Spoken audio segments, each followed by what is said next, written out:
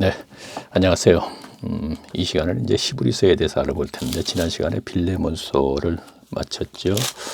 자, 히브리서는 보통 우리가 설교 시간에 히브리서에 대해서 주제로 설교를 할 땐 꼭 거의 이런 말씀을 하십니다. 설교자들이 히브리서 저자는 누군지 확실치 않다 그래요. 그래서 바울, 바나바, 누가, 아볼로, 그레멘트 라 하는 사람들 중에 한 사람이라 그러거든요. 물론 주석이 이렇게 되어 있어요. 그래서 이제 설교자들도 그렇게 얘기를 하는데, 저는 히브리서 저자는 바울이라고 생각해요. 그래서 제가 주석마저도 그러고 설교자들도 누군지 확실치 않다고 하는데, 바울이라고 하면서 제가 알아보겠다고 지금 한다면은, 먼저 제가 왜 바울이라고 하는지 그 이유를 먼저 이유? 아니요, 증거. 왜 바울인지 그 증거를 분명히 우리가 먼저 알아보면서 히브리서로 들어가는 것이 히브리서를 이해하는 데 굉장히 도움이 돼요. 자, 그러기 위해서는 우선 사도행전을 일단 가보세요.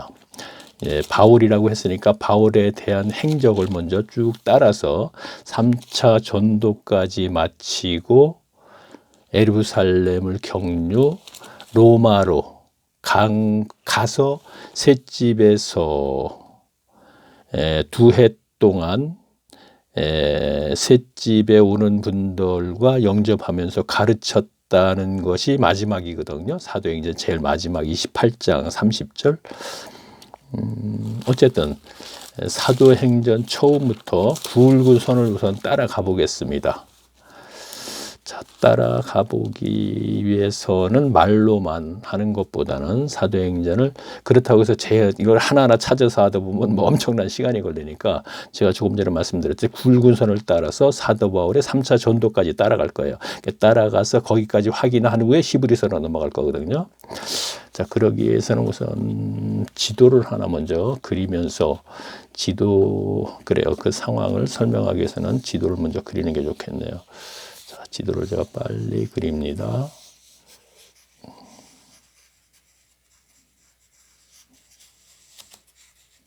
자, 대충 이렇게 좀 그리겠습니다. 그러나 간격은 거의 맞습니다.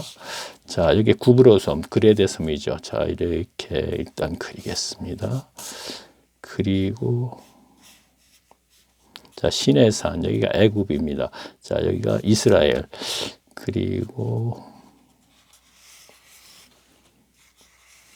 자, 이거는 유프라테스강, 티그리스강. 그렇죠?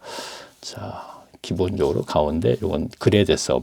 자, 이건 지중해거든요. 자, 이렇게 그려놓고 이제 한번 우리가 한번 시작을 해보자고요. 사도행전 1장을 한번 찾아보자고요, 일단. 자, 그러면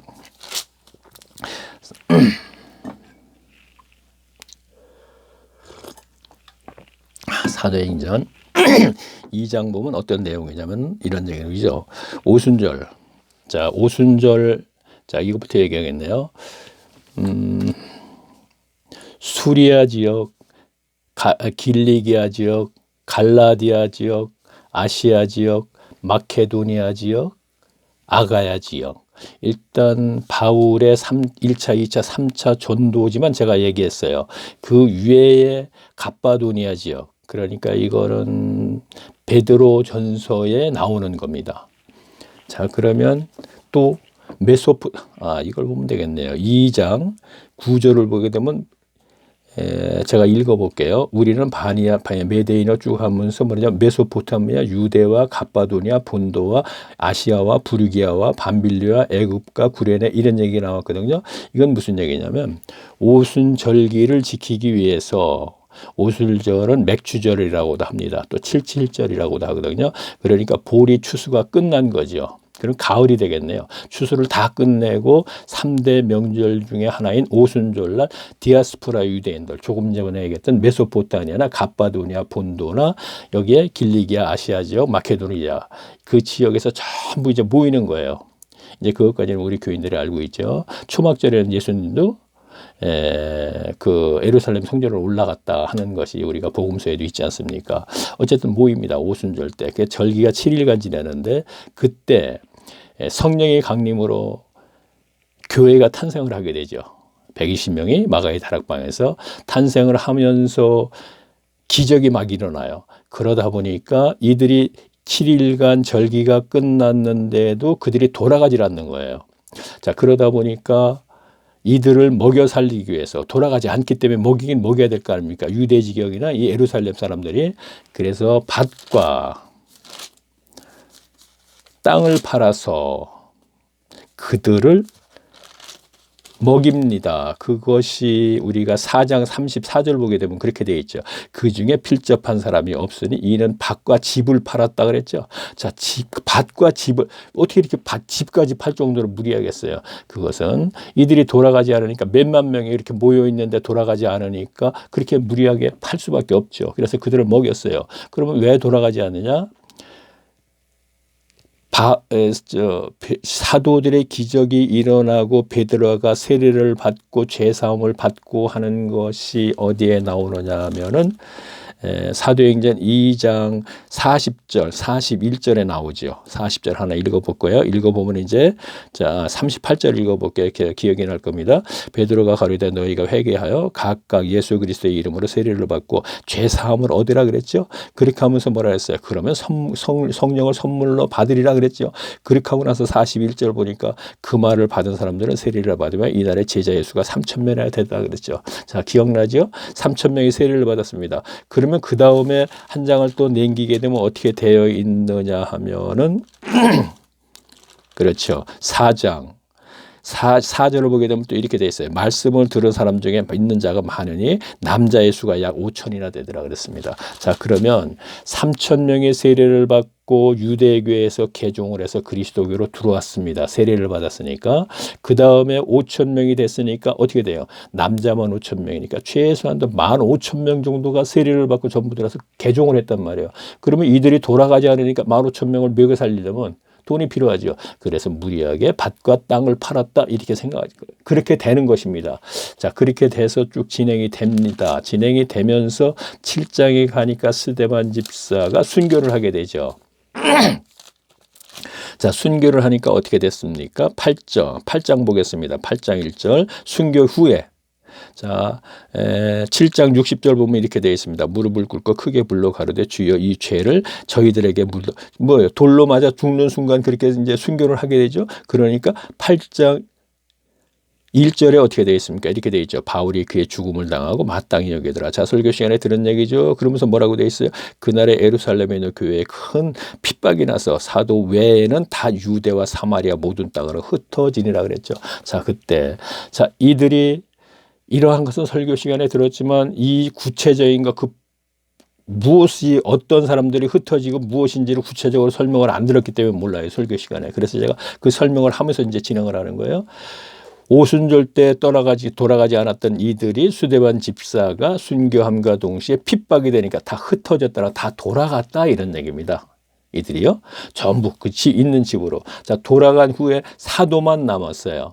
사도만 남은 상태에서 또 계속 진행이 됩니다. 그리고 9장에 가보니까 그때 사울이 다메섹 도상에서 예수님의 바울을 만나주는 그 기록이 되어 있죠. 자, 4장 9절 볼게요. 제가요. 9장 4절. 땅에 엎드려 들으며 소리질러 가라사대 사울아 사울아 내가 어찌하여 나를 핍박하느냐 대답하여 네 신우니까 가라사대 나는 네가 핍박하느냐. 자, 이것도 너무나 듣기만 들었죠. 그러면 바울이 9장에서 등장을 하면서 바울은 다시 또 사라집니다. 그리고 베드로에 대해서만 또 나오고 쭉 나옵니다. 이제 10장에도 나오고 쭉 또 연결을 해볼게요. 연결을 해보면서 바울이 다시 어디서 등장을 하느냐 하면은 11장 19절에서 다시 등장을 합니다. 자, 읽어볼게요. 11장 사도행전 19절. 자, 때 스데반의 일로. 자, 스데반 순교 때 얘기하는 겁니다. 스데반의 일로 일어난 환난을 인하여 흩어진 자들이 베니게와 구브로와 안디오까지 이르러 도를 유대인들에게 전하며 이 얘기는 뭐냐? 여기서 수데반 집사가 순교를 할 때 흩어지는 사람들이 자기 고향으로 돌아갑니다. 디아스포라 유대인들이 왔다가 가다가 여기가 안디옥이라는 곳이 있습니다. 수리아 지역 안디옥. 이것이 이방인 교회에서 가장 먼저 복음을 받아들인 데거든요. 지금 여기가 그 얘기를 하는 거예요. 그 중에 구브로와 구레네 몇 사람이 안디옥에 이르러 헬라인에게도 말하여 주 예수를 전파하니. 자 보세요. 헬라인은 이방인이죠. 자 안디옥에 이르러서 흩어지던 사람 돌아가다가 여기에서 이들에게 복음을 전하니까 이들이 복음을 받아들였다는 얘기입니다. 자, 그래서 그리스도의 일컬음을 받게 되었다. 나중에 이렇게 된 것도 설교 시간에 들은 얘기죠. 자, 연결해서 하겠습니다. 그럼 복음을 받아들여서 이방인들이 복음을 받아들였기 때문에 여기 예루살렘 중앙교회에서 파송을 시킵니다. 누구를 사성해? 바나바를 파송을 시키는 거예요. 바나바를 파송을 시켜서 바나바가 여기에 다소, 이거는 바울의 고향이거든요. 바울을 데려다가 함께 이들을 1년간 가르치니까 그리스도인이라 일컬음을 받게 되었더라 하는 것이 지금 연결된 문장이에요.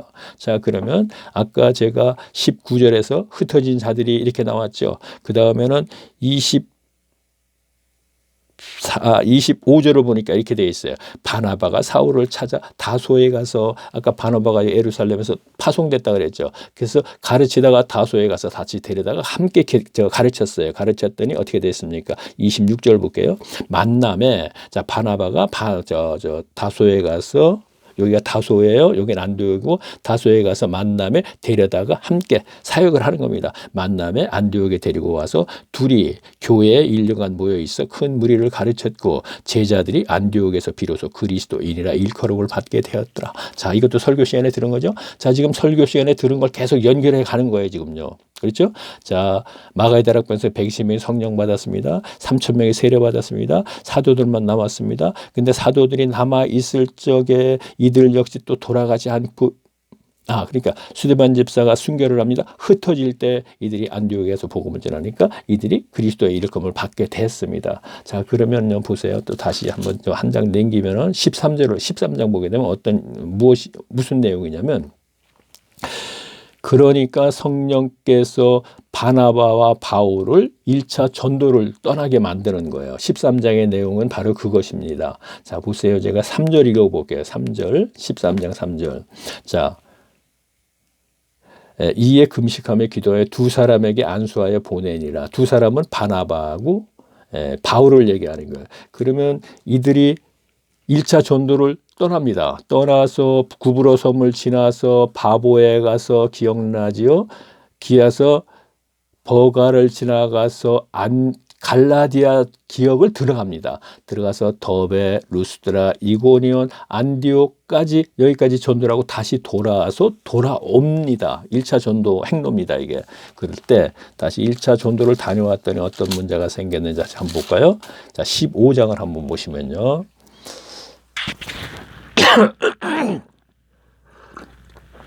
자, 우리가 공의회 하는 그 설교를 제목으로 해서 들어봤죠. 공의회. 그렇죠?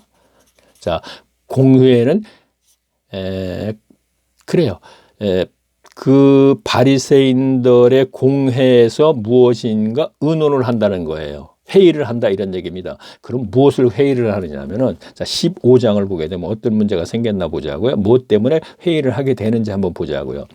자, 바울과 바나바가 1차 전도를 다녀왔습니다. 더베, 루스드라, 니고온까지 하면 각 성에 전도를 하고 돌아오니까 2년에서 3년 정도 걸립니다. 돌아와 보니까 이들이 1차 전도를 떠나니까 지도자가 없죠. 그래서 여기서 다시 또 파송을 시킵니다. 예루살렘에서. 누구를? 어떤 사람들이라는 사람을 파송을 시켜요. 그러면 여기서요, 이 예루살렘 상황을 이제 알아야 돼요. 이 상황이 지금 어떻게 되는지 알아야 돼요. 자, 그러면 제가 다시 한번 얘기할게요.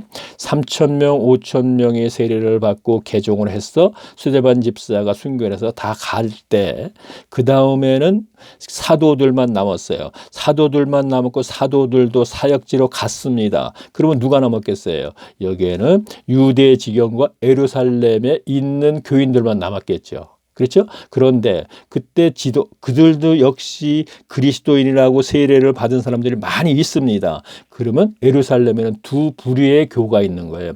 하나는 그리스도교, 하나는 기존에 있던 유대교가 있는 거예요. 그러면 그리스도교의 지도자들은 우리가 잘 알다시피 야고보, 그렇죠? 예수님의 동생, 다 알고 있죠? 야고보서를 기록한 그가 지도자고, 이쪽에 유대교의 지도자들은 예수님 시대의 교법사, 율법사, 서기관들, 막강하죠. 세상에 자격을 가지고 있는 그들이 지도를 합니다. 그렇게 하다 보니까 예루살렘이란 좁은 바닥에서 안식일마다 이들이 모입니다. 모일 때 성전 중심으로 모이게 된단 말이에요. 그렇게 되니까 어떻게 되겠어요? 세월이 가다 보니까 이들이 자연스럽게 하나가 돼버리는 거예요. 하나가 돼버리니까 어떻게 되겠어요? 누가 선생을 하겠어요? 야고보보다는 교인들이 예전에 바리새인과 서기관, 율법사, 예수님 시대의 독사시 자식들이라고 했던 그들을 믿게 되는 거예요. 아무래도 그들이 세상적인 자격을 갖춘 사람들이잖아요. 야고보나 그 외의 장로들은 그렇지 않아요. 그래서 결국은 그들에게 장악을 당하게 된다는 거예요. 그러면 바나바가 파송이 될 때에는 그래도 초대교회가 지도자가 야고보가 중심으로 있을 때였는데, 그 이후 3, 4년이 지나가다 보니까 다시 흡수가 돼가지고 이것이 그리스도교만 남고 유대교가 없어져 버리는 거예요. 결국은요. 그렇게 되다 보니까 결국 예전에 있던 바리새인들, 율법사, 서기관 그들이 이름만 그리스도교가 됐지만 실질적으로 신앙생활은 율법주의자죠. 할례를 시키고 율법을 지키게 하는, 고수하는 그들이란 말이에요. 그러니까 그들이 지금 파송을 시키는 거예요. 지금요. 그후부터 계속 이제 파송시키는 겁니다. 그들이 파송을 시키는데 안디옥 교회에 와 보니까 어떤 사람들이라는 사람들이 뭐라 그럴까? 자, 15장. 자, 상황을 이제 여기까지 설명했습니다. 자, 15장 1절 보겠습니다. 어떤 사람들이 유대로부터 내려와서, 유대는 유대 지경 내리는 거야. 여기서부터 내려와서 중앙이니까 내려왔다. 지도상으로 올라가는 거지만 내려와서 형제들을 가르치되, 자, 형제, 안디옥 교회는 그리스도의 일컬음을 받게 됐다. 그들을 가르치되 너희가 모세의 법을 할례를 받지 아니하면 능히 구원을 얻지 못하리라. 할례 받아야 된다 이거. 할례 받고 율법을 지켜야지 된다 이거. 그래야지 구원을 얻는다는 얘기죠. 그래서 그런 상태예요. 그런데 바울이 돌아오니까 그런 상태니까 어떻게 되겠어요? 깜짝 놀라는 것이죠.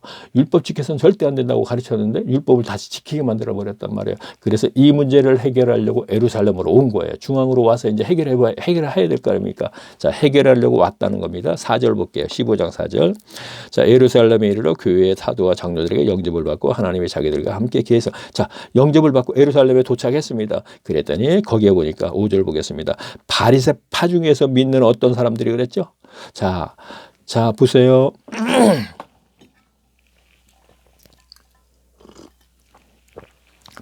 이제는요, 아까 여기서는 그냥 1절에 보니까 어떤 사람들 이렇게 되어 있습니다. 그런데 여기 와 보니까 바리새파 중에서 어떤 사람들이라고 했습니다. 자, 이들이 누구냐면 바리새파는 그 당시에 예수님 세 6천 명 정도가 있었다 그랬어요. 그 중에 중앙 집권자들이 교법사, 율법사들이란 말이에요. 서기관. 그러니까 여기에는 지금 교법사와 율법사가 중앙 집권자의 지도자로 있는 거예요. 서기관들. 자, 여기서 우리가 알 건 또, 죄송합니다. 하기 전에 물을 좀 무리하게 먹었더니. 자, 보세요. 저기 뭡니까? 그렇죠. 예수님 시대에 율법사가 가르치면 교법사가 되는 거예요. 그러면 교법사에게 일정 기간 가르침을 받으면 서기관이 되거든요. 그러면 안디옥 교회에 파송된 사람들은 서기관이라고 보면 되고, 여기에 있는 사람들은 율법사, 교법사라고 보면 돼요. 산허드린도 포함된 거죠. 그들이 지금 중앙교회에서 지도자 역할을 하는 거예요. 근데 그들한테 가서 해결하려고 갔더니 그들이 뭐라 그래요? 바리새파 중에 믿는 어떤 사람들이, 예수를 믿는 이렇게 되는 거예요. 예수를 믿는 어떤 사람들이 일어나 말하되 이방인에게 할례 주고 모세의 율법을 지키라 명하는 것이 마땅하다 아니라. 자, 마땅한데 뭐 이거 갖고서 왈가왈부 하느냐 이런 얘기입니다. 그래서 바울이 지금 이들이 막강한 힘을 가지고 있어요. 어떻게? 교인들이 그들을 따르기 때문에. 뭐 대통령의 권력은 국민에게 나온다 그러죠. 국민이 대통령을 따르기 때문에. 그렇죠. 여기도 이거 교회도 마찬가지예요. 자, 지금 오늘날에도 개신교 목사들이 정치가들하고 예전에 그랬죠. 그건 뭐냐면 교인들이 그 힘을 받쳐주게 돼요. 교인의 숫자가 있기 때문에 그런단 말이에요. 우리가 정치자 같은 경우 이제 그쪽으로 가면 자, 얘기 안 하겠습니다. 그 얘기 안 하고 어쨌든 교인들이 그들을 따르기 때문에 그들의 힘이 막강해졌기 때문에 바울도 어찌할 수 없어 다시 돌아가 버리는 거예요. 돌아가서 2차 전도를 빨리 가보는 거예요. 2차 전도 이 행로가 이렇게 됩니다. 지금요. 왜? 빨리 가보자. 여기에 또 문제가 생길지도 모르겠다. 우리가 없는 사이에 또 이들을 갖다가 할례를 시키고 율법을 지키게 할지도 모른다. 그래서 1차 전도를 빨리 떠나게 된 거예요. 자, 그러면 다시 또 이어서 하겠습니다. 자, 2차 전도도 갔다 왔습니다. 그 다음에 제가 쭉 연결해 가지고 어디까지 가느냐 하면은 21장까지 한번 가볼게요. 자, 그러면요. 참 아까 제가 여기서 그걸 하나 또 짚고 가야 되겠네요. 그것까지 짚고 갈 필요는 없겠습니다. 그냥 진행하겠습니다. 자, 21장 가볼게요. 21장 17절을 제가 볼게요. 자, 예루살렘에 이르러 형제들이 우리의 기록에 영접하거늘. 자, 이거 어떤 상황이냐면은 바울이 3타 전도를 다 끝나고 서바나로 가기 위해서, 자, 오늘날 스페인이죠. 거기 전도를 하기 위해서 가기 위해서 예루살렘에 도착을 한 거예요. 도착을 한 상태입니다. 지금 17절. 예루살렘에 이르러 형제들의 우리를 깊이 여여. 자, 야고보라든가 포함해서 자, 18절 읽어볼게요. 그 이튿날 바울이 우리와 함께 야고보에게로 들어가니 장로들도 다 있더라. 자, 야고보는 초대교회 때 예수님의 동생입니다. 성령의 강림으로 120명의 마가의 다락방에서 초대교회가 탄생함과 동시에 이때까지 계속 있는 거예요. 이때가 AD 58년경이거든요. 그러면 초대교회가 AD 30년에 탄생을 했기 때문에 28년간 여기에 있는 거예요. 그리고 바울이 초대교회가 탄생해서 28년이 지났습니다. 지났을 때의 상황입니다. 그 상황인데 그 상황을 바울은 3차 전도로 다 끝내고 서바나로 가기 위해서 지금 예루살렘에 도착했습니다. 자, 그 상황이 어떤 상황인가 보자고요.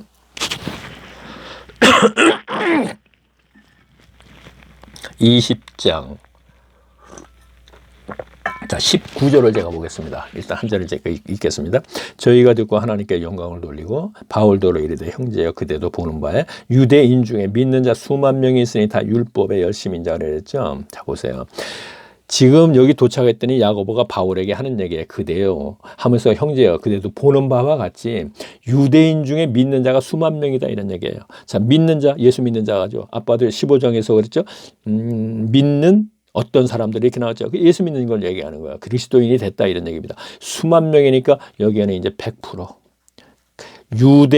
유대인들이지만 유대인들이기 때문에 유대교라고 했는데 이들의 종교가 그리스도교로 된 거예요. 이제 100%. 그러나 그의 신앙생활의 중심은 율법을 고수하는 율법에 열심히 있는 자들이라 그랬죠. 그러면 아까 15장에서도 뭐라 그랬어요? 할례 주고 율법을 지키는 게 마땅하다 그랬죠. 그러면 2차 전도 갈 때 빨리 다녀가고 3차까지 더 나와서 보니까 이제는 100% 이런 상태가 돼버린 거예요. 자, 여기에서 이제 바울이 압송돼서 로마로 가게 되는 것이죠. 자, 그러면 로마에 가서 자, 마지막에 볼게요. 로마까지 도착을 했습니다.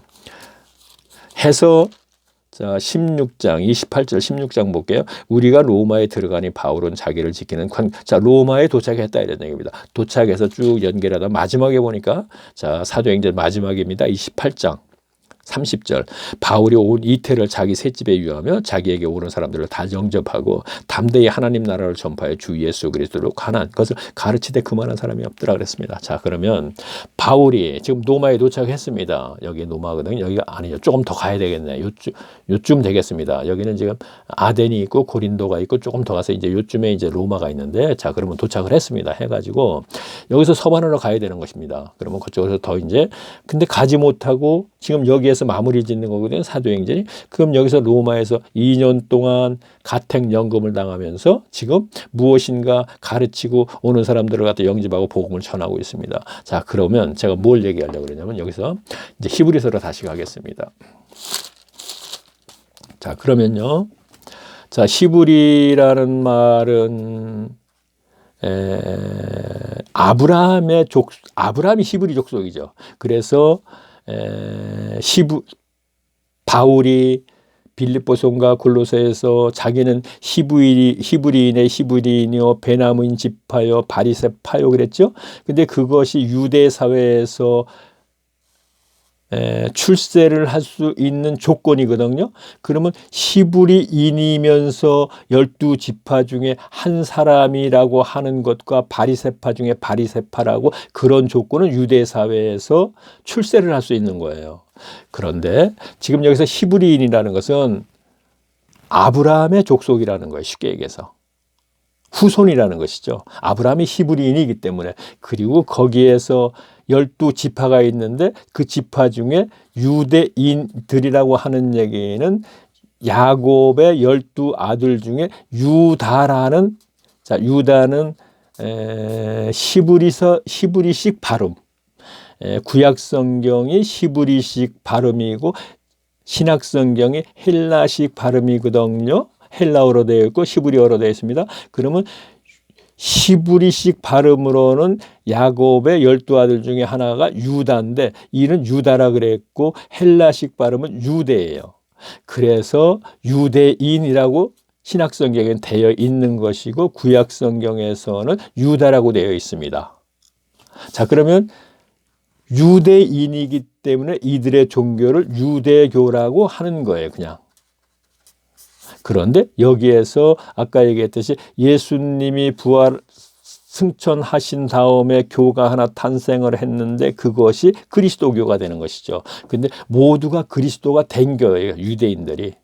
100%. 그러나 옛날에 유대교 때처럼 율법을 그냥 고수하게 된다 이런 얘기입니다. 그래서 그것을 보고 간 바울은 로마에서 셋집에 가서 에베소서와 빌립보서와 골로새서와 디도서와 빌레몬서와 디모데 후서를 기록하면서 히브리서까지 기록을 한 것입니다. 저는 이렇게 본다 이런 얘기입니다. 자, 그러면 제가 히브리서 서두에 시작하기 전에 왜 이 얘기를 했느냐 하면은요, 증거, 그리고 이제 한 절 읽고 한 절 해석하면서 쭉 내려가다 보면은 이거는 바울이 그때 상황을 보고 가서 쓴 책이구나 하는 내용을 가지고 확인할 수 있게 돼요. 자, 그러면 그냥 진행하면 되겠는데 왜 긴 시간을 허비하면서 이렇게 했겠나? 26번이나 그거는 우리가 사도행전에서 지금 제가 조금 전에 얘기했던 그 요점을 얘기하면서 계속 이어갔습니다. 근데 설교 시간에 다 들었던 얘기입니다. 그러나 설교 시간에 듣기는 들었는데 오늘날 교인들이 그것을 연결시켜가지고 사도행전의 전체적인 내용이 이러한 것이라는 걸 몰라요. 물론 그것도 제가 전하기 위한 목적도 있고 그리고 여기에서 다시 히브리서로 연결하게 되면 맞다. 그 상황을 보고 갔기 때문에 아마 이런 얘기가 이렇게 진행이 되는구나. 그러면 미리 얘기할게요. 히브리서가 1장에서부터 13장까지인가 있을 겁니다. 아마 다시 한번 확인해 볼게요. 그래요. 13장까지 있네요. 그런데 쭉 진행을 해갖고 확실한 건 아니지만 한 10장까지는 예루살렘에 있던 그 바리새인들에게 준 글이고 내용이 10장에서부터 다시 13장까지는 아까 야고보를 믿고 따르는 초대교회 때의 그들 장로들과 야고보 포함 그들에게 준 글이에요. 내용이 볼 때 그렇게 들어있는 얘기죠. 두 개로 이렇게 나눠서 볼 수 있어요. 그래서 이 앞에서 10장까지는 히브리인들 즉 유대교에 있던 그 율법을 고수하는 그들에게 준 글, 그 다음에 나머지 마지막에 가서는 야고보를 따르는 그들에게 준 글. 다시 말하면 이들은 가라지 율법주의자, 이들은 성도 나누어서 우리가 내용을 나중에 확인할 수 있습니다. 히브리서에서. 그래서 이거는 바울이다. 저는 이렇게 얘기하고 가는 것입니다. 얘기가 좀 길어졌네요. 자, 그러면요. 아니요. 그러니까 길어졌다는 얘기는 제가 히브리서를 알아보기로 해놓고 30분을 갖다가 여기다 지금 다. 자, 그러면 다시 이제 히브리서로 가서 히브리서 1장서부터 한번 제가 쭉 이제 알아보겠습니다. 자, 제가 1장 1절을 제가 읽습니다. 옛적의 선지자로서 선지자들로 여러 부분과 여러 모양으로 우리 조상들에게 말씀하신 하나님이, 자, 선지자들로 하는 얘기는 선지자들을 통하여서 예전에 구약성경 얘기합니다. 계속 그리스도가 오신다, 메시아가 온다 그 얘기를 하지 않았습니까? 이제 그 얘기를 하는 거예요. 자, 그래 2절 보겠습니다. 이 모든 날이, 자, 선지자 활동하던 그 날이 끝나는 날 이렇게 하는 거예요. 모든 날 마지막에, 자, 그러니까 우리가 세례 요한이 마지막 선지자다. 뭐 이런 얘기 쭉 저 설교 시간에 들어봤죠. 그러니까 이 모든 날 마지막에 아들로 그리스도를 얘기하는 것이죠. 우리에게 말씀하셨으니 이 아들은 만유의 후사로 우시고 또 저로 말미암아 모든 세계를 지으셨니. 자, 보세요. 여기서 우리가 하나 알아야 겠네요. 이건 지나갈게요, 그냥요. 자, 이 복음이 창세 전에, 이 세상을 창조하기 전에 이미 하나님의 마음속에 계획이 된 상태에서 이 우주 만물이 창조됐다. 그 우주 만물은 그 후에 창조됐다. 제 얘기인데 여기에 지금 그 힌트가 있어요. 후사로 깨우시고 또 저로 말미암아 모든 세계를 지으셨느니라 그랬어요. 그러니까 다시 말하면 하나님의 마음속의 복음, 그리스도를 통하여서 십자가 문제, 복음을 계획하셨습니다. 그리고 우주의 만물을 창조하셨습니다. 그래서 우주의 만물을 창조하신 이유는 이 세상에 하나님의 나라를 건설하기 위해서, 그래서 현세의 천국 삶을 사는 성도들을 살게 해서 내세의 천국으로 데려가는 겁니다. 그렇죠, 순서가? 그런데 여기서 보니까 힌트가 뭐냐? 힌트가 아니고 요거를 이해를 하려면 저로 말미암아 모든 세계를 지으셨다. 저로 말미암아 그리스도의 복음을 말미암아 세계를 창조하신 거예요. 자, 그러면 이거는 저 앞에 우리가 동영상을 들은 분들은 다 아는 내용이니까 그냥 지나갈게요. 자, 3절 보겠습니다. 이 일은 하나님의 영광의 광채시요 그 본체의 형상이니라. 그의 능력의 말씀으로 만물을 붙드시며 죄를 정결케 하시고 일을 하셔서 높은 곳에 계신 위엄의 우편한 계셨다. 저가 천사보다 얼마큼 뛰어남은 저희로 다 더욱 아름다운 이름으로 기억을 얻으리라. 자, 저가 하는 얘기 그리스도를 얘기하는 거예요. 그리고 천사보다 얼마큼 뛰어나다, 천사보다 우월하다 이런 얘기를 하는 겁니다. 자, 우리가 그럼 여기서 알 거는 여기서부터 쭉 보게 되면 1장은 거의 이 얘기를 계속 연결해요. 2장까지도 거의 그런 얘기가 많이 나올 겁니다. 아마 천사에 대해서. 다시 말하면 그리스도는 천사보다 우월하다. 자, 이거는 히브리니까 히브리인에게 주는 거죠. 그러면 이거를 이해하려면 히브리인들, 당시에 예루살렘에 있던 그 유대인들은 천사를 어떻게 생각했느냐 하고 이 내용을 보면 이해를 할 수 있어요. 지금 바울은요, 자, 바울이라고 하겠습니다. 그리스도가 천사보다 우월하다고 얘기했습니다. 이 얘기는 그때 당시 유대인들은 천사를 굉장히 우월한 존재로 생각을 했어요. 그래서 자, 그러면 그 증거를 우리가 이제 알아야겠죠. 자, 그러면요, 제가 여기 말로만 할게요. 그래서 말로 하게 되면요, 우리가 다 알게 되니까. 자, 마태복음에 보면 이런 얘기가 있어요. 천사가 요셉, 예수님의 아버지죠. 요셉에게 나타나서 하는 얘기가 아들을 낳으려니 예수다. 그런데 뭐라 그러냐? 그가 자기 백성을 구원하러 오신다 이런 얘기 나오죠. 그러면 천사가 요셉에게 와서 얘기를 합니다. 자, 두 번째 누가복음에 보게 되면요, 천사의 이름이 천사의 이름이 가말리엘이라는 거고요. 가브리엘. 자, 보세요. 누가복음 서두에 있습니다. 가브리엘 천사여. 여기는 이제 마태복음 천사의 이름이 안 나오는데 천사의 이름이 나옵니다. 가브리엘이라는 천사가 사가라라 하는 제사장, 이는 누구냐면 세례 요한의 아버지죠. 사가랴 때 나타나서 아들을 낳는다 하는 얘기를 얘기해 주는데 여기에도 천사가 가브리엘이라 이름까지 지금 딱 언급이 되어 있어요. 자, 그 다음에 또 한번 천사에 대해서 한번 쭉 얘기를 하면 어디서 나올까요? 자, 그러면 또 어디서 나오나? 그렇죠. 우리가 사도행전을 한번 가볼게요. 사도행전에 가게 되면은 천사가 그렇죠. 사도행전 7장에 스데반 집사의 외침에 천사라는 단어가 2번인가 3번 나와요. 자, 이 얘기는 그만큼 천사에 대해서 굉장히 우월한 존재로 알고 있다 이런 얘기입니다. 그 당시에. 자, 그럴 때 스데반 집사가 얘기할 때 무슨 얘기가 나오냐면은 시내산에서 모세가 미디안에서 목장으로 있을 때에게 떨기나무에서 나타난 것을 천사라고 표현을 했어요. 자, 우리는 그것을 하나님이라고 알고 있죠. 여호와 하나님으로 알고 있죠. 그런데 스데반 집사의 설교 속에, 설교라는 단어를 안 쓰려고 그랬는데 나왔네요. 외침 속에는 천사가, 모세가 떨기나무에서 만날 때 천사라고 이렇게 번역이 돼 있어요. 개역 성경에. 자, 그 다음에 천사가 또 어디 있나 볼까요? 자, 베드로가 옥에 갇혔을 적에 천사가 옆구리를 꽝꽝 쳤다 그랬죠. 자, 그래서 일어났죠. 그래서 그 계집아이가 베드로를 밖에 나와서 다니는 걸 보고 장로들에게, 야고보에게 가서 얘기했더니 믿지를 않는데 나중에 뭐라 그래요? 그들이 믿으면서 그 천사는 베드로를 지켜주고 보호해주는 천사다, 이렇게 얘기가 나와요. 다시 말하면 유대인들은요, 한 성도에 천사 하나씩 붙어서 그를 보호해준다, 이렇게 생각하고 있어요.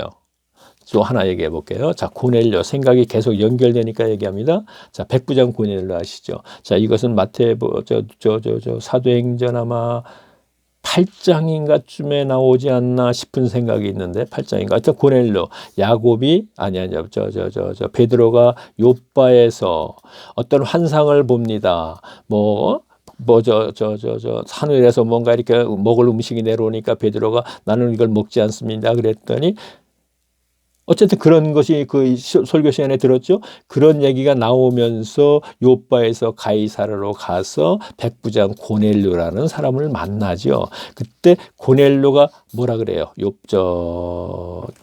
베드로에게 이런 말을 하죠. 내가 구시에 기도를 하는데 하얀 옷, 빛날 옷을 입은 사람이 나타나서, 이렇게 얘기를 해요. 그런데 이게 천사거든요. 그러면 고넬료는 천사를 몰라요. 그래서 빛난 옷을 입고 나타난 사람이 당신을 요바에 가서 데려오라고 시켜서, 내가 내 부하들을 시켜서 당신이 요바에 가서 당신에게 오게 된 것입니다, 얘기하죠. 자, 그러면 이 역시 천사란 말이에요. 근데 고넬료는 천사를 모르니까 빛난 옷을 입은 사람이 이렇게 얘기했던 것이란 말이에요. 자, 그러면 여기까지만 할게요. 자, 그러면은 우리가 이런 전체적인 얘기를 봤을 때 그 당시에 유대인들은 천사를 엄청나게 하나님의 종으로서 엄청나게 우월한 존재로 생각한다는 얘기죠. 그래서 바울은 그들에게 천사보다 더 우월한 건 그리스도라는 걸 갖다 강조하면서 지금 얘기를 진행시키는 거예요, 지금요. 자, 그래서 제가 1장을 해서 그냥 읽고만 가겠습니다. 그러니까 1장은 다 해석이 돼버린 거예요. 자, 읽고만 쭉 보겠습니다. 그게 전체적인 얘기니까. 자, 제가 쉽게 생각했는데 꽤 어렵네요. 자, 전달하기 어렵다는 얘기다. 짧은 시간에 좀 전달하려니까. 자, 계속 보겠습니다. 저가 천사보다 얼마나 뛰어남은 저희로부터 어려움도 이름으로 기업을 얻으려 하십니다. 하나님께서 오늘 때까지 천사 중 누구에게 때가 내 아들을, 자, 죄송합니다. 지금 앞에 동영상 들은 분은 알겠지만 제가 이거 21년간 이 성경만 보았기 때문에 엉망이에요. 그래서 지금 정확히 읽지를 못하겠어요. 제가요. 너무 막 지워지고 막 그런 게 있어갖고 그냥 제가 대충 읽어 내려가겠습니다. 그럴 필요가 있겠나. 이게 지금 이렇게 되면 이건 완전히 지금 해석을 안 하고 계속 읽어가면 이건 진짜 정독인데 어쨌든 계속 읽겠습니다. 자, 나는 그에게 아버지 되고 그는 내게 아들이 되리라 하셨느니라. 자, 구약 성경에 있는 걸 계속 이제 인용해서 지금 바울이 얘기하고 있는 거예요. 또 마다들을 이끌어 세상에 다시 돌아오며 하실 때 하나님의 모든 천사가 저에게서 경배함을 이시라 말씀하시다. 천사 얘기가 계속 나오죠. 또 천사들에게 관하여서는 그런 역시 천사들의 바람으로 그의 사역지를 불꽃으로 삼으시니라 하셨다. 아들에 관하는, 자, 그리스도죠. 하나님이요, 주의 보좌가 영영이 주의 나라에 홀훈 공평한 홀이 나이다. 네가 나를 사랑하여 불법을 위하였으니 그러므로 하나님 곧 나의 하나님 즐거움에 기름을 네게 부어 곧 동류들보다 승하게 하셨다. 자, 승하다는 건 뛰어나다 이런 얘기입니다. 자, 모세가 누구보다 온유함이 승하다. 자, 기억나죠? 뛰어나다 이런 뜻입니다. 자, 승하다가 거기서 나왔기 때문에 다시 한번 말씀을 드리고 갑니다. 주여 태초에 주의 땅에 기초를 두셨으며 하늘도 주의 손으로 지으신 바라. 그들은 멸망할 것이라. 오직 주는 영존할 것이요 그것들은 다 옷과 같이 낡아지리니 의복처럼 갈아입을 것이요 그것들이 옷과 같이 변할 것이나 주는 여전하여 연대가 다함이 없으리로다 하였으나 어느 때 천사 중 누구에게 내가 내 원수로 등상되게 하기까지 너는 내 우편에 앉았으라.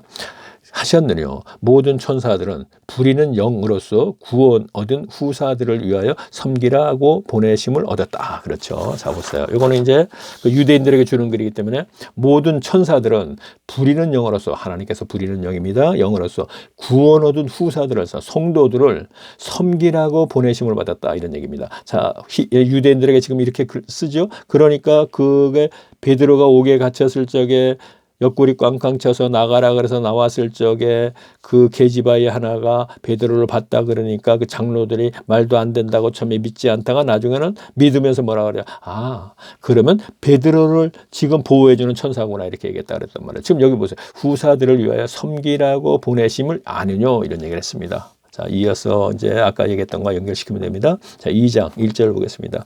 그러므로 모든 들은 것을 우리가 더욱 간절히 삼갈지니 혹 흘러 떠내려갈까 염려하노라.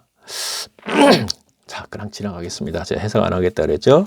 천사들로 하신 말씀을 권고하게 되어 모든 범죄한 것 순종지 아니함을 공변된 보응을 받았거든 우리가 이같이 큰 구원을 등한히 여기며 어찌 피하리요. 이 구원은 처음에 주로 말씀하신 바요 들은 자들이 우리에게 확증한 바니 하나님도 표적들과 기사들과 여러 가지 능력과 및 자기 뜻을 따라 성령에 나눠주신 것으로서 저희와 함께 증거하셨느니라. 하나님이 우리의 말한 바 장차 오는 세상을 천사들에게 복종케 하심이 아니라 오직 누가 어디 증거하여 가로되 사람이 무엇이간데 주께서 저를 생각하시며 인자가 무엇이간데 주께서 저를 권고하시나이까. 저를 잠깐 동안 천사보다 못하게 하시며 영광과 존귀를 관씌우시며 저를 그리스도 저를 그냥 보겠습니다. 그리스도 잠깐 동안 천사보다 못하게 그렇죠.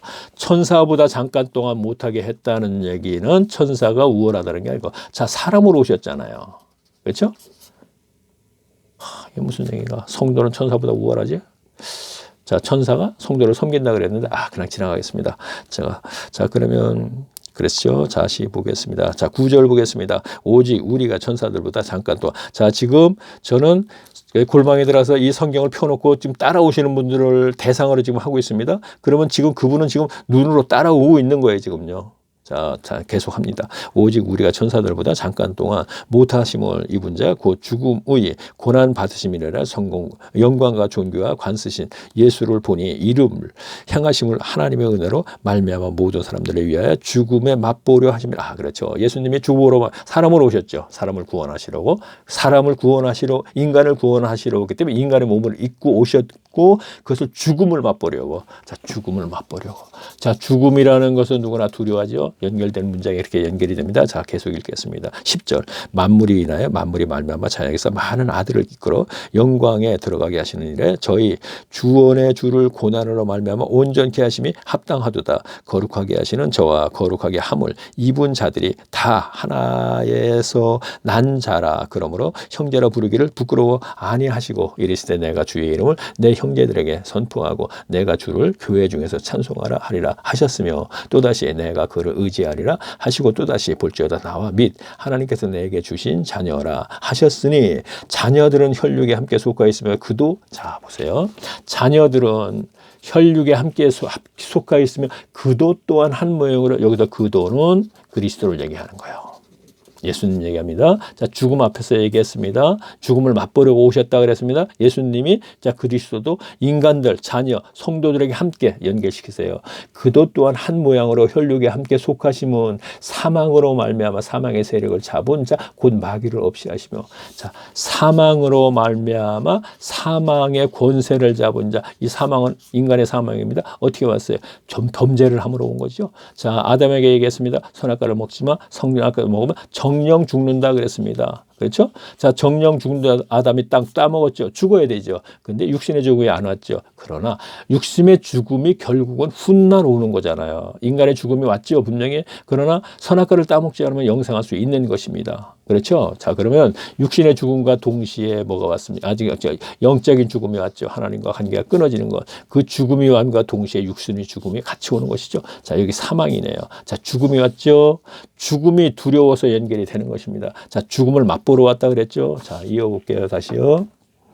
사망으로 말미암아 사망의 세력을 잡은 자 곧 마귀를 없이 하시며 사망의 세력을 잡았자 마귀 때문에 우리가 죽음이 왔습니다. 근데 이것을 우리가 죽은 자, 사망, 아까 제가 얘기했죠. 영적 죽음, 하나님과 관계가 끊어지고 또 하나는 육적 죽음, 죽음이 오게 됐죠. 자, 육적 죽음 때문에 사람은 두려워합니다. 영적 죽음 때문에 하나님과 관계가 끊어졌습니다. 자, 이것이 사망이 아담의 범죄로 말미암아 왔습니다. 그런데 이것을 회복시키려고 그리스도가 오셨다 이런 얘기입니다. 자, 계속 볼게요. 사망의 세력을 잡은 곧 마귀를 없애야 하시고, 자, 부활하시니까 마귀가 결국은 자, 다음 절 보겠습니다. 자, 딴 얘기 하다 보면 제가 빨리빨리 나오지도 않는 얘기를. 자, 15절 보겠습니다. 또 죽기를 무서워함으로 일생에 매여 종로로 타는 모든 자들에게 좋은 거예요. 자, 보세요. 죽기를 무서워함으로. 인간은 성경에 전 앞에서 계속 이야기했죠. 소유욕과 종교심과 죽음에 대한 두려움이 있다 그랬죠. 자, 여기서 죽기를 인간은 누구나 죽기를 무서워하죠. 죽음에 대한 두려움이 있죠. 자, 죽기를 무서워함으로 일생에 매여, 일생에 누구에게 매여? 사탄에게 매여. 사탄에게 매여서 종로로 탄대요. 자, 종로로 타는 사람들을 다시 뭐라 그랬습니까? 종로로 하는 모든 자들을 놓아주려고 했대요. 놓아주려고 한다기는 죽음의 두려움에서 놓아주려고 했다는 얘기입니다. 그러면 다시 얘기해요. 자, 우리가 알고 있는 건 얘기할게요. 예수 그리스도를 믿음으로써 죄를 사함받고 그 다음에 자, 여기서는 그것이 연결이 안 되는 거죠. 저 관계가 없네요. 자, 요 구절만 제가 이제 다시 설명을 할게요. 인간은 누구나 죽기를 무서워합니다. 그렇죠? 이런데 사탄이 여기 들어가겠네요. 사탄이 가져온 것이죠. 그 죽음은요, 사망은요. 그래서 그 사망을 이용해서 이 세상 사람들을 일생을 평생 동안 종노를 시키는 거예요. 자기의 종노릇을 시키는 거예요, 지금요.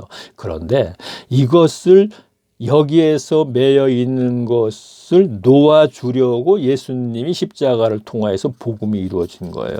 그래서 복음을 믿고 죄를 사함받고 성령의 내주하심이 있게 되면 여기에서만도 해결되는 것이죠. 그렇죠? 그게 연결되는 거예요. 자, 다시 볼게요.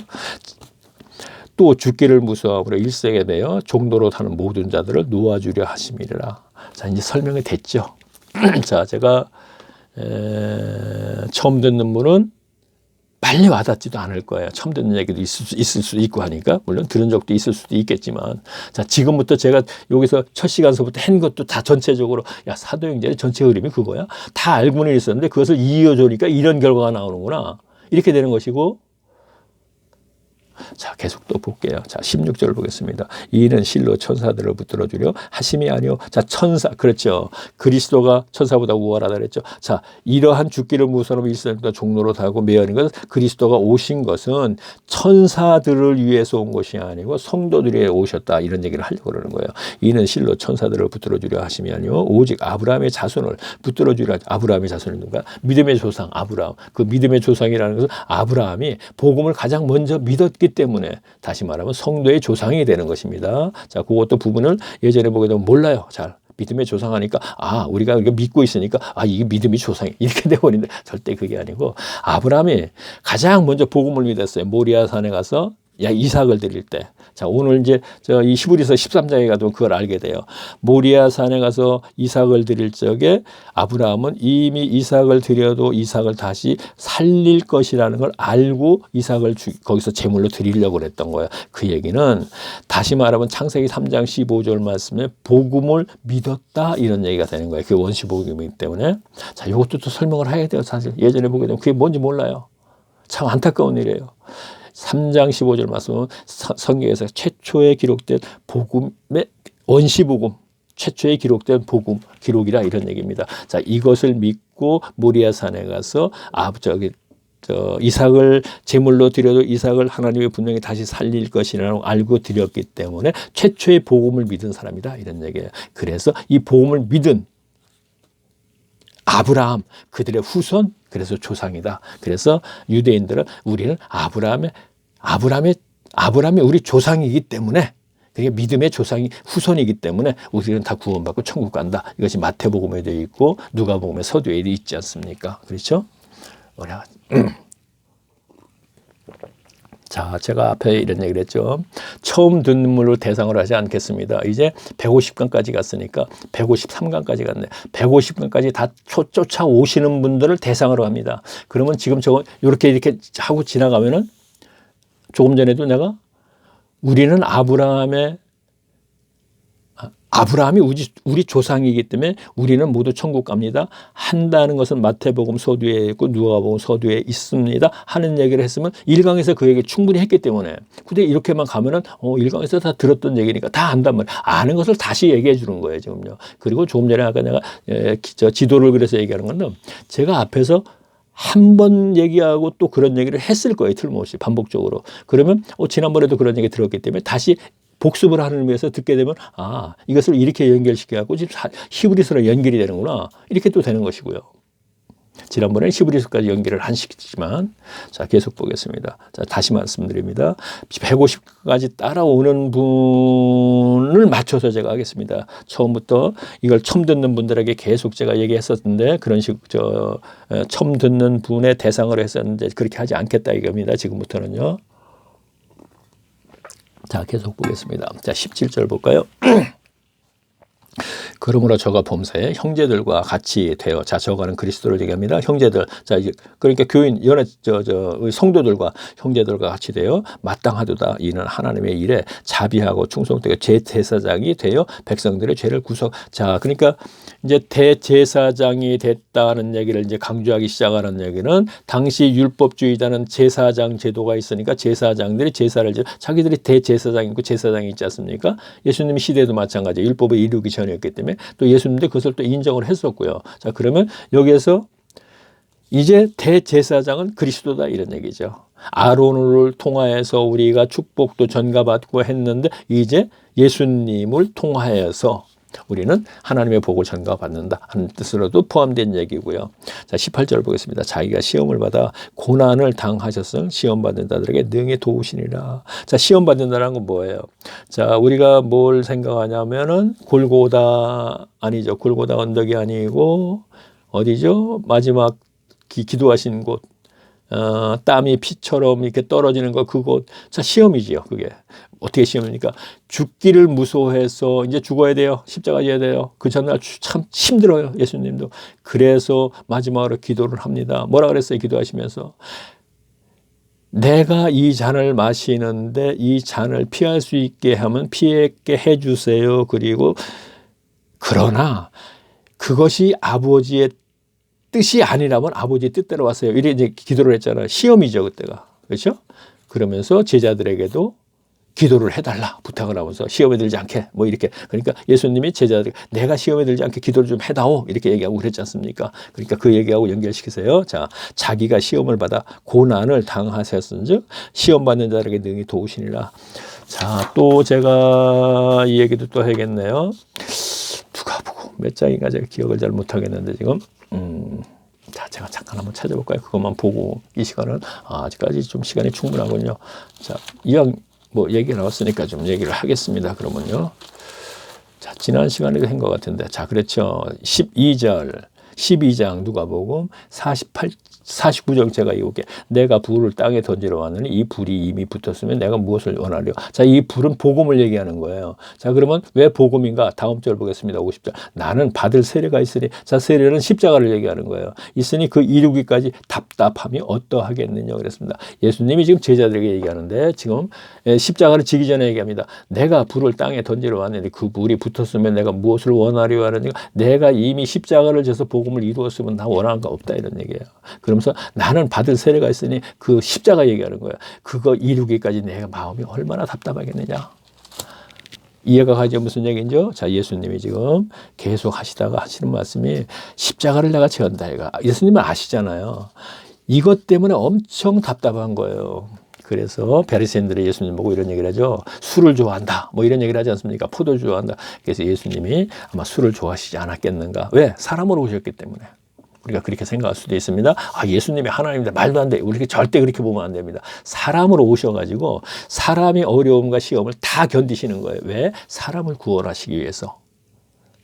그렇죠? 그래서 사람의 고통, 사람의 어려움, 본성에 따라서 여러 가지고 다 경험을 하시고 하셨기 때문에 또 충분히 우리가 용서를 받고 이해를 하고 많이 참아주시는 것이죠. 자, 계속 보겠습니다. 3장 1절 보겠습니다. 자, 그러므로 함께 하늘의 부르심을 입은 거룩한 형제들아, 하늘의 부르심을 입은, 자, 그렇죠. 하나님의 부르심을 입은 우리의 믿는 도리의 사도시며 대제사장이 신 예수를 깊이 생각하라.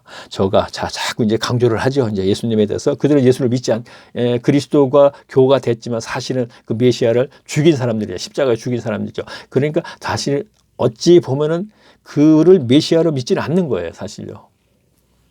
자, 계속 보겠습니다. 저가 자기를 세우신 이에 충성하시게 모세가 하나님의 온 집에서 한 것 같이, 자, 여기서 온 집은 이스라엘을 얘기하는 것이요. 모세가 연결됐기 때문에, 그렇죠. 저는 모세보다, 그렇죠. 이제 모세보다 우월하다는 것도 얘기하는 거예요. 예수님이 그리스도가 천사보다 우월하다는 얘기를 하고 다시 이제 모세로 들어갑니다. 저는 모세보다 더욱 영광을 받을 만한 마치 집 지은 자가 그 집보다 더욱 자, 무슨 얘기입니까? 모세는 집을 지었다 이런 얘기하면 이스라엘 교회를 얘기하는 거예요. 그러나 그 집을 지은 자는 그리스도다 이런 얘기하는 것입니다. 집보다 더욱 존귀한 것 같으니 집마다 지은 이가 있으니 만물을 지으신 이는 하나님이시다. 집마다 교회를 얘기하는 것이군요. 또한 모세의 장래에 말한 것을 증거하기 위하여 하나님의 온 집에 사환으로 충성하여, 자, 모세는 온 집에 이스라엘의 사환으로 했다. 사환이라 그러면 여기서 이제 번역을 그렇게 했는데 무슨 뭐 자줄구레한 잡일한다 뭐 이런 거 아닌가? 그런 거죠. 어쨌든 뭐 그렇게 뭐 그런 거죠. 이제 사환으로 충성하였고, 자, 그리고 모세는 그랬다. 그러나 이제 그리스도에 대해서 얘기합니다. 그리스도는 그의 집 맡은 아들로 충성하였으니 우리가 소망의 담대함과 자랑함의 건과, 그렇죠. 집 맡은 자의 아들이란 얘기는 집 맡은 자는 하나님이네요. 그의 아들 그리스도 이렇게 되는군요. 자, 7절 보겠습니다. 그러므로 성령이 이르신 바와 같이 오늘날 너희가 그의 음성을 듣거든 노하심을 격동하여 광야에서 시험했던 때와 같이 너희 마음을 강팍게 하지 말라. 자, 이건 히브리인들에게 주는 글이니까 그들이 구약의 성경을 잘 알고 있죠. 그러니까 구약의 성경을 많이 인용을 합니다. 이렇게. 자, 9절 보겠습니다. 거기서 너의 열조가 나를 시험하여 증험하고, 증험이 뭐냐? 시험하여 증험하고, 죄송합니다. 모르겠습니다. 그러면 낱말 뜻을요. 증험하고 40년을 동안에 나의, 근데 모르면 또 이렇게 이어가면은요, 그거를 단어의 뜻을 몰라도 그 의미를 알게 돼요. 하고 40년 동안에 나의 행사를 보았느니라. 나를 시험하여 증험하고, 모르겠네요. 자, 그러므로 자, 40년 동안 광야생활을 했죠. 그 얘기를 하는 겁니다.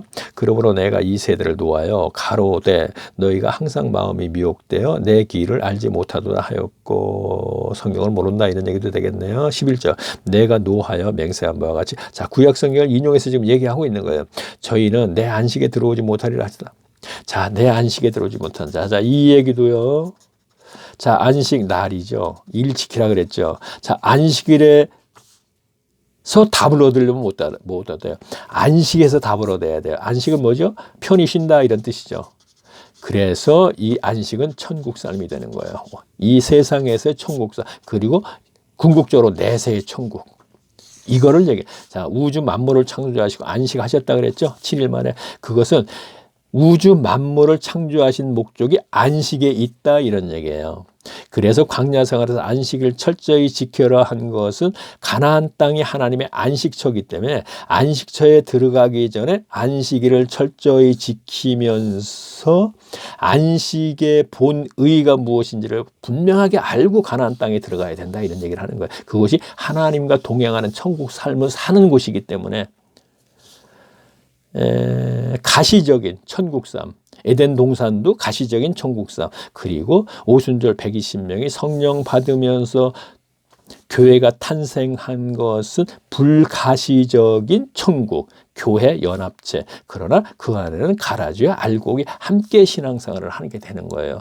120명이 잠깐만 온전한 하나님의 나라였었고, 자, 이해가 갔죠? 자, 다시 또 보겠습니다. 가겠습니다.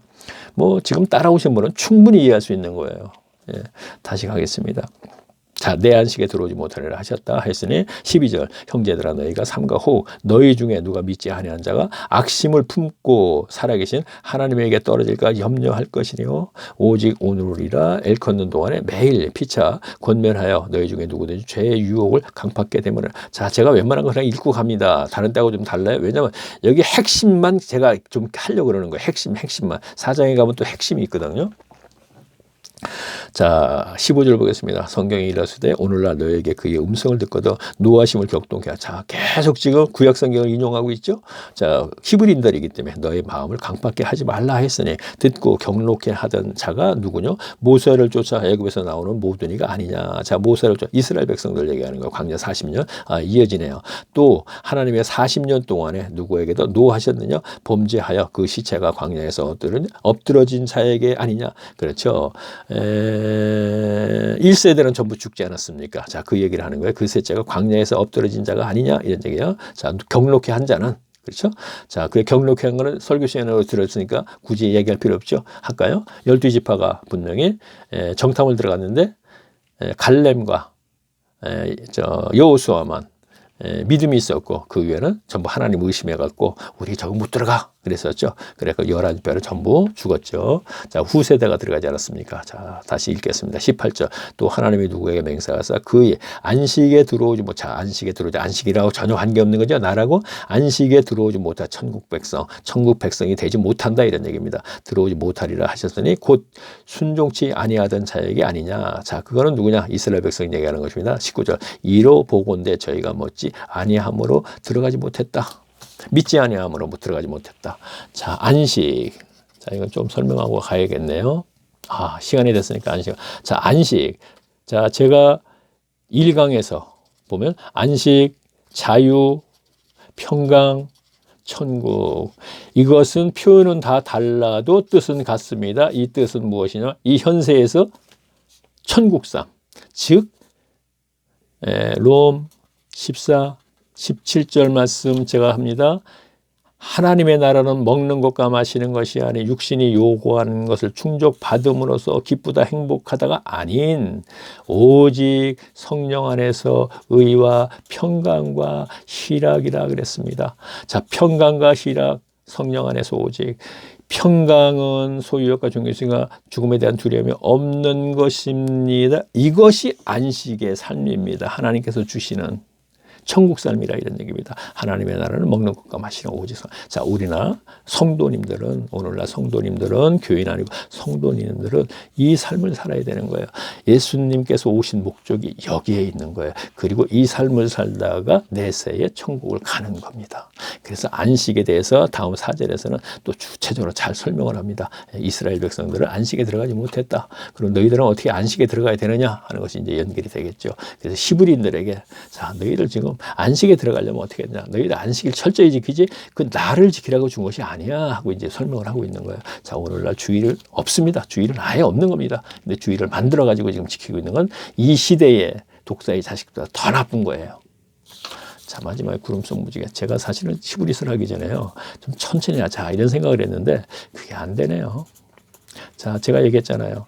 자, 지금까지 따라오신 분들이 대상으로 한다 그랬으니까 충분히 알아들을 수 있습니다. 자, 구름 속 무지개 있습니다. 동영상 있습니다. 자, 닉네임이죠. 자, 처음 듣는 분은 어떻게 듣게 됐어요? 그러면요. 제가 앞에 거 들으셔야 된다고 분명히 얘기했으니까 궁금하시면 들으세요. 구름 속 무지개 한번 클릭하세요. 그러면 동영상하고 화면에 다시 뜨죠. 그럼 이거 한번 클릭하세요. 그러면 제가 1강서부터 지금 153강이 아마 됐을 겁니다. 자, 이거 순서적으로 쭉 드려야 돼요.